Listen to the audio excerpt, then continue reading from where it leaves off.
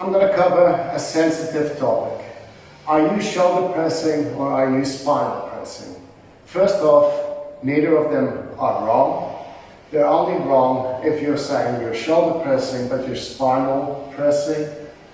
And they're wrong if your goals are to work your shoulders but you're working all the muscles around your spine.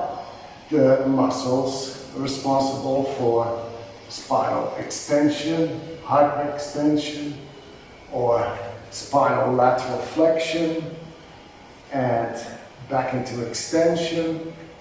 So if you want to work those muscles, then a spinal press is great, and I highly recommend it.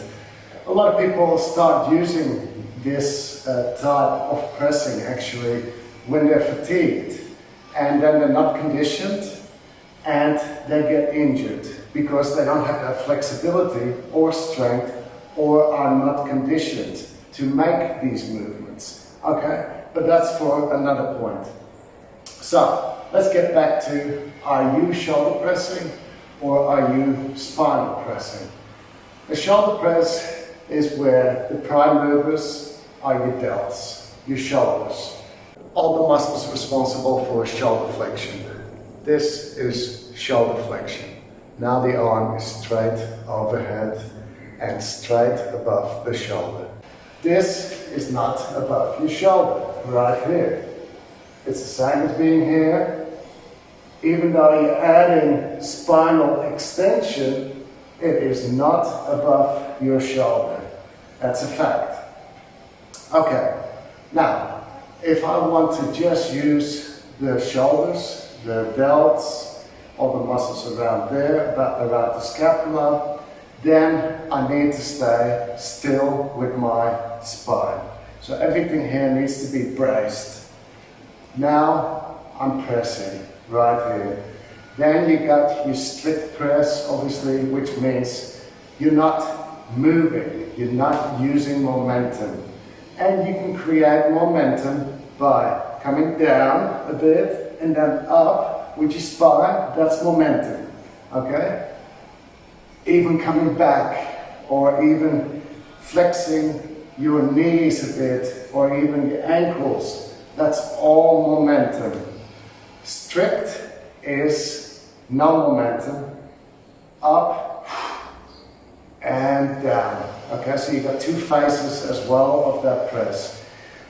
Also, it doesn't just apply to kettlebells. Today I'm going to demonstrate with kettlebells, but you got the same thing with a dumbbell, a barbell, whatever you use, same concept. Okay, so it applies to everything.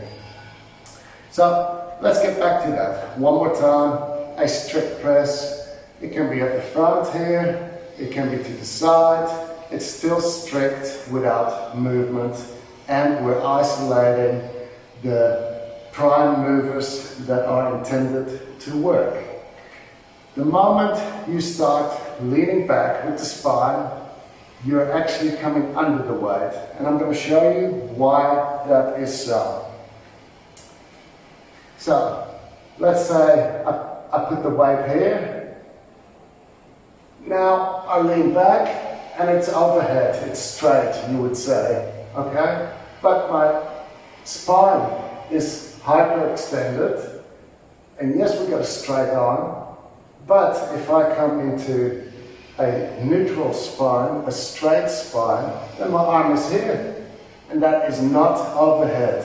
So the movement or the position that we achieved is created through the spine. There is no doubt about it. Okay? We can see it right here. I'm not moving my shoulder, my delts. I am just moving my spine and even my hips a little, squeezing my glutes. Now I'm overhead. Now I'm straight with the spine. And this is where the arm is. Okay? So I used spinal hyperextension, to be exact, thoracic spine, hyperextension, hyper is past. So this is also extension. This is extension into neutral, and then we got past. Okay. Now we got another one, and that's thoracic lateral flexion. right here. So if I use that, I come under the weight, really. And if I use it to come down first and then up, I am using momentum.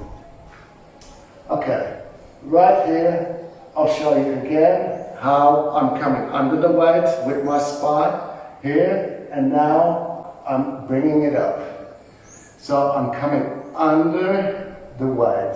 So I'm not shoulder pressing, I'm coming under the weight, and now I'm pushing myself under again. So first it's lateral spinal flexion, then it's extension.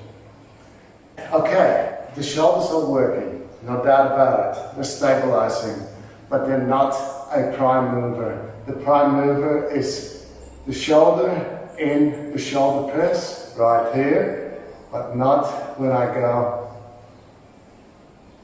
and under. It is not a prime mover. So one more time to get the point across, when I'm using my spine to get the weight up, right here. Now if I would come back into extension, you would see that the shoulder is flexed up to this point. So it came from here up to here, just through spinal movement. Then once it's here, all I do is push myself under, and of course you're pulling it in slightly here, but it's not the same as pressing from this position right here.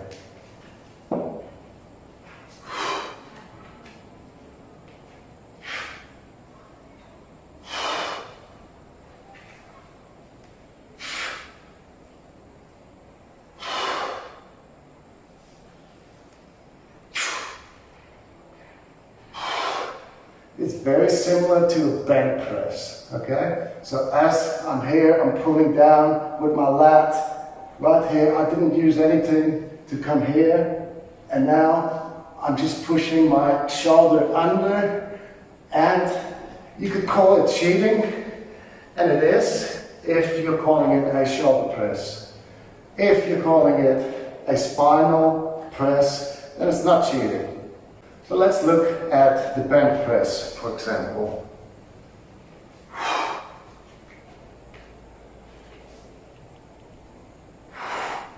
I'm under the weight, and I did no pressing, even though it's called a press. Now I'm coming up, and it's the same concept as right here.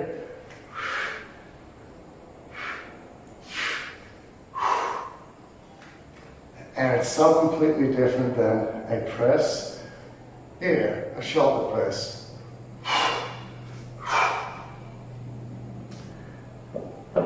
This is not to take away from anybody, because if you're getting up copious amounts of weight by doing this movement, it means you're strong. You're strong around the spine, and that's a great thing, you know. It's an area that should be worked and neglected by a lot of people. The only point I am making is, if you're calling it a shoulder press, it should be a shoulder press. So another point I want to get across is I always try to be specific with exercise naming. If you're not specific with exercise naming, then you get confusion. So really, if you're calling something a press, then it can be a shoulder press, it can be a chest press, it can be a spinal press, because you're just saying it's a press. So you're not wrong if you're just listing press. I'm doing a press. That's not incorrect. It is incorrect if you're listing I'm doing a shoulder press, but you're doing a spinal press, or you're doing a chest press, etc. Okay? So it's always a good idea to be specific with what you're doing. When you're posting a video somewhere, or you're writing an article, or you're trying to explain something to somebody, especially when you're not with them and you got a large audience, Be specific to avoid confusion. So for some people, you know, they're in a closed environment, and for them a swing is always the same type of swing. For them a press is always the same type of press. But don't assume that everybody else is in that same closed environment as you. Some people have more exposure to a lot of different types of training, a lot of different types of exercises. So then it becomes confusing. So be prepared for that. Be specific. That's it. As always, I'm happy for anybody to prove me wrong on this. Feel free to explain why you think this right here doesn't get the weight up with your spine, and this right here doesn't push your shoulder under the weight. Feel free to debate that. I'm always happy to debate things, but it has to be in such a way that you're respectful and you're open-minded. Then we can debate it. See you later.